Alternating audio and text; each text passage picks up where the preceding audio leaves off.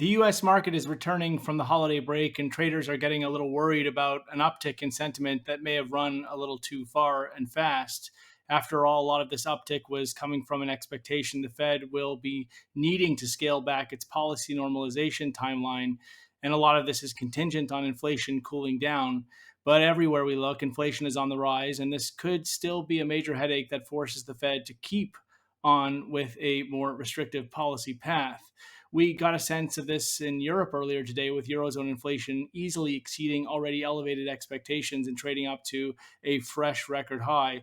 All of this adds pressure on the ECB to be upping its rate hike timeline, but we also know the ECB has been less inclined to be wanting to move in this direction. And so it's back to seeing risk off and the US dollar running higher as fuller trading conditions return post the US holiday break in what could already be a volatility inspired session on account of the month end flow. Interestingly enough, correlations are breaking down a bit when it comes to cryptocurrencies. Last week, when stocks were rallying, crypto was under pressure. Today, US equity futures have turned down and crypto is holding up relatively well. Looking ahead, we get Canada GDP, US case Schiller, Chicago PMIs, and Dallas Fed manufacturing. That's all for now.